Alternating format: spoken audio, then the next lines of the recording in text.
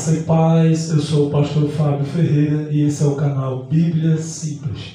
E esse, querido, é o nosso segundo vídeo, a segunda parte do nosso estudo da carta do apóstolo Paulo aos Gálatas. Então já quero pedir a você que compartilhe esse vídeo, deixe o seu like, compartilhe com seus contatos, para que nós possamos levar a palavra de Deus ao máximo de pessoas que nós pudermos. No vídeo passado nós fizemos a leitura do capítulo 1 de Gálatas, versículos do 1 até o 5, e eu gostaria de repetir essa leitura com você, para que a gente possa retornar ao entendimento do vídeo passado e assim prosseguir, com o nosso estudo. Então leia junto comigo Gálatas capítulo 1, versículos de 1 ao 5.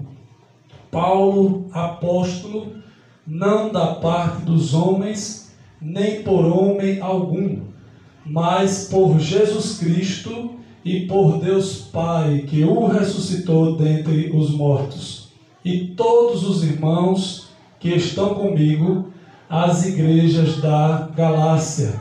Graça e paz da parte de Deus Pai e do nosso Senhor Jesus Cristo, o qual se deu a si mesmo por nossos pecados, para nos livrar do presente século mau, segundo a vontade de Deus nosso Pai, ao qual seja dada glória para todo o sempre. Amém.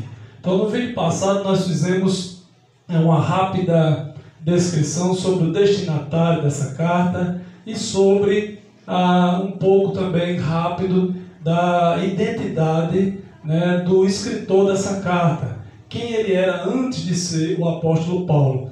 E ficamos, nesse próximo vídeo, no vídeo que estamos agora, trazer o conhecimento exatamente sobre o ministério apostólico, sobre o que é o apóstolo. E aqui, antes de tocar no assunto, eu quero já esclarecer algo, querido. Eu vou trazer o ponto de vista do entendimento bíblico. Eu não tenho nenhuma intenção de criticar ou de condenar nenhuma pessoa, nenhuma instituição religiosa, muito pelo contrário. Eu quero trazer apenas o conhecimento do ponto de vista bíblico, ok? Então que isso fique esclarecido já. A palavra apóstolo, ela quer dizer enviado. Então é por isso que um grupo de pessoas específico foi chamado de apóstolo na Escritura. Porque para ser apóstolo na Escritura havia uma exigência. Nós vamos ver isso no livro de Atos dos Apóstolos, se você quiser ler aí na sua casa e meditar, no capítulo 1, dos versículos do 15 até o 26, o apóstolo Pedro ele se levanta para fazer a substituição do apostolado de Judas. Judas Iscariote havia cometido suicídio e estava profetizado a seu respeito no livro dos Salmos que ele seria substituído. E então Pedro se levanta no meio dos discípulos e ele declara que era necessário que o homem que fosse escolhido para substituir esse apostolado, ele tivesse andado com o Senhor Jesus, tivesse sido testemunha da ressurreição do Senhor Jesus. Mas aconteceu ali um fato curioso. Eles trouxeram 2 homens e fizeram um sorteio. E quando a sorte caiu sobre um homem chamado Matias, então as pessoas votaram em Matias. Então esse procedimento é um procedimento curioso. E nós temos que compreender, irmãos, que isso não é uma doutrina. Essa não é a forma certa de escolher o substituto para o apostolado. Nós temos que entender que o livro de Atos é um livro histórico. É um livro que estava ali narrando a história da igreja primitiva. Nessa história da igreja primitiva, aconteceram muitos acertos. Claro, a maioria foi acerto, que era uma igreja abençoada, dirigida pelo Espírito Santo. Mas, como em toda instituição formada por seres humanos, aconteceu também erros. E este foi um dos erros. Por quê? Porque a forma certa de escolher um substituto para um apostolado não é através de sorteio e nem através de votação. Eles deveriam ter feito um propósito de oração por um tempo determinado, e então eles deveriam ter aguardado a manifestação da resposta, da direção, da indicação divina para que houvesse essa substituição. Mas não foi isso que fizeram. Eles trouxeram 2 homens, sortearam e votaram. Mas enquanto eles estavam fazendo isso, Deus, e mais propriamente na pessoa do Senhor Jesus Cristo, estava indo em busca do seu próprio substituto. Sim, porque nós temos que entender, Jesus foi em busca de Paulo a caminho de Damasco. Naquela ocasião, ele, como eu já falei no vídeo passado, ele ainda era Saulo, ele ainda estava perseguindo os cristãos, e inclusive o discípulo chamado Ananias, ele teve medo, ele falou com Jesus: Senhor, esse é o que persegue, esse é o que tem cartas para prender os nossos irmãos. Mas Jesus disse a Ananias: vai, porque este é para mim um vaso escolhido. Então, quem havia o escolhido era o próprio Jesus. Jesus disse isso a Ananias: vai, porque este é para mim um vaso escolhido. Então, quem deveria escolher o substituto para a sua própria escola apostólica, já que eles eram apóstolos de Cristo, apóstolos do Cordeiro, era então o próprio Jesus. E ele fez isso, ele foi em busca de Saulo de Tarso. Então, pelo fato de Saulo não ter caminhado fisicamente com os outros discípulos, então houve inclusive, a igreja inclusive levantou dúvidas sobre o seu apostolado. Mas nós temos que compreender aqui uma questão importante. Primeiro, o direito de escolha de Deus. Deus é quem escolhe os seus apóstolos. Segundo, a soberania de Deus. Porque além de escolher, ele tem como Deus o direito de fazer as coisas da forma e da maneira dele.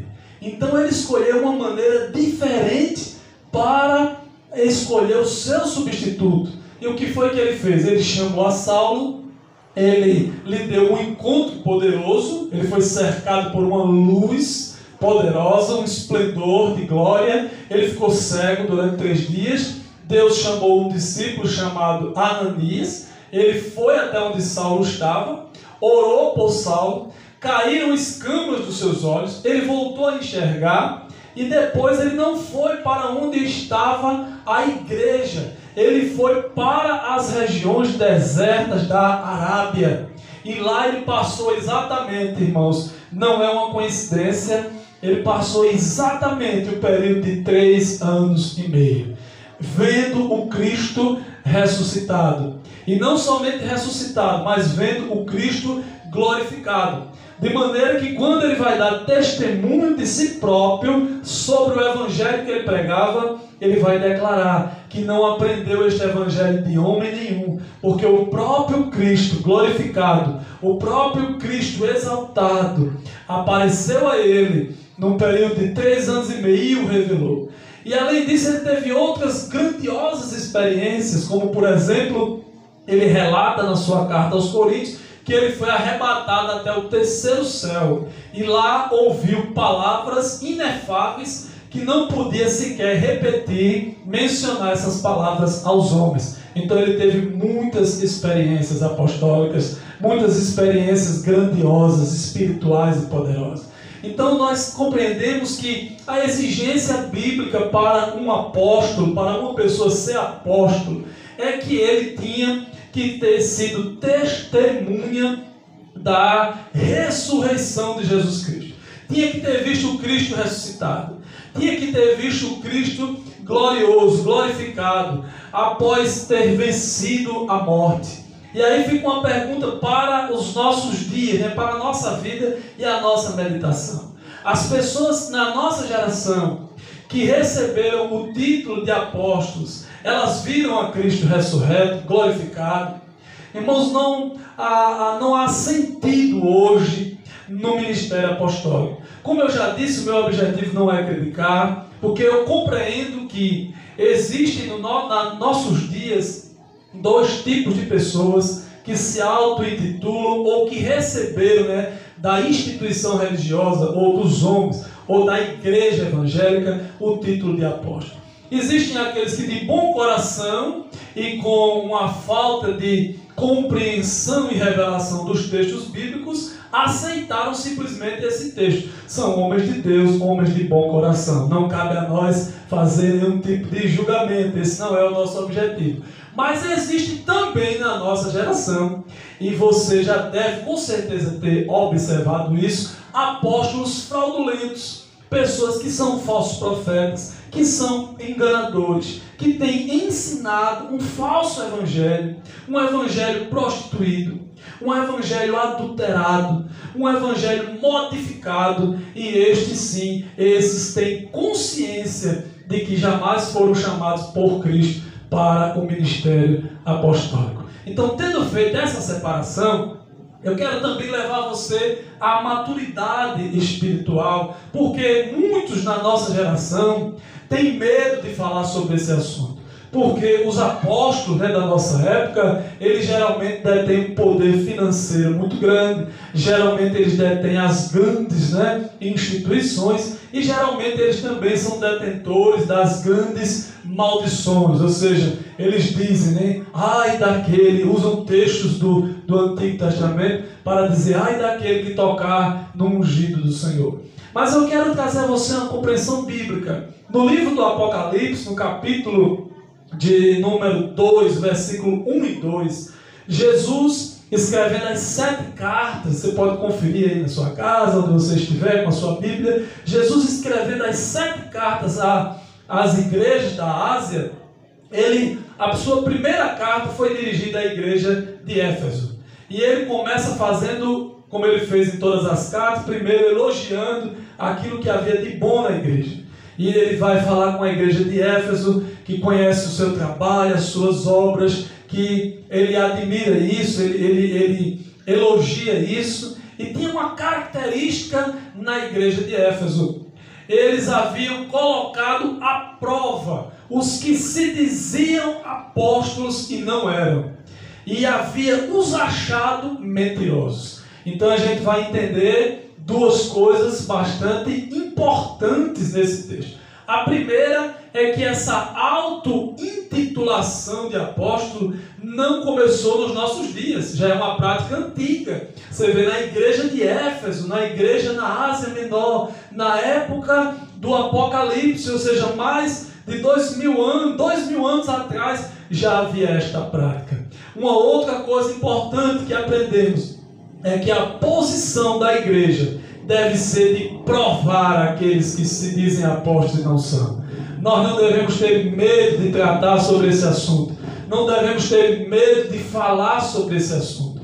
Não devemos ter medo de abordar esse tema, porque é um tema bíblico. Então o apóstolo, querido, ele tem que ter sido testemunha da ressurreição de Jesus, ter visto o Senhor Jesus glorificado. E uma outra coisa que a gente tem que entender, porque não há sentido no ministério apostólico nos nossos dias. Porque o ministério apostólico tem uma função específica. E a função específica do ministério apostólico era lançar o fundamento.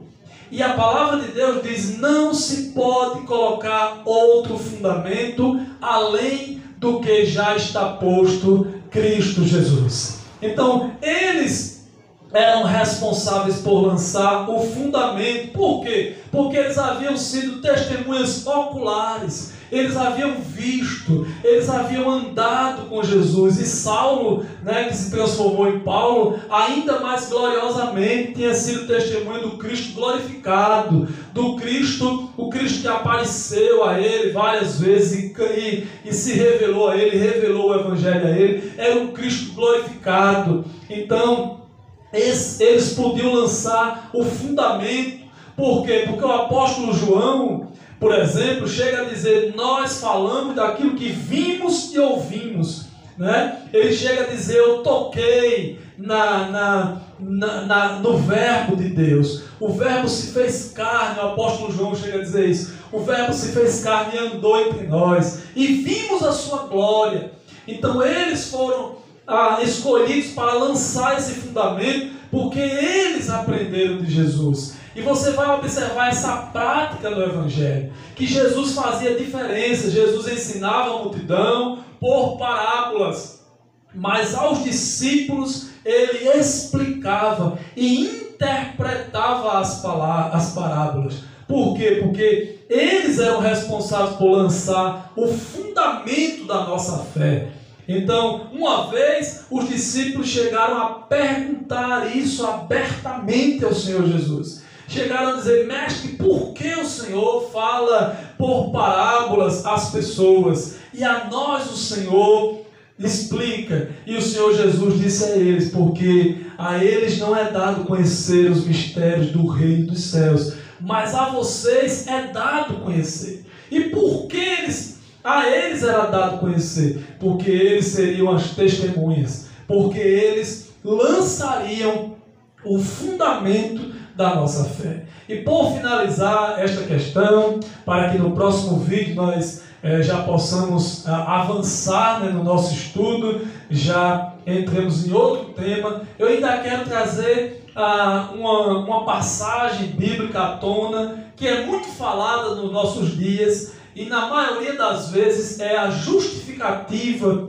que as pessoas usam para intitular apóstolo nos nossos dias. É o texto de Efésios capítulo 4 e o versículo de número 11. Lá está escrito o seguinte: ele mesmo, se referindo ao Senhor Jesus, ele mesmo deu uns para apóstolos, outros para profetas, outros para evangelistas, outros para pastores e mestres.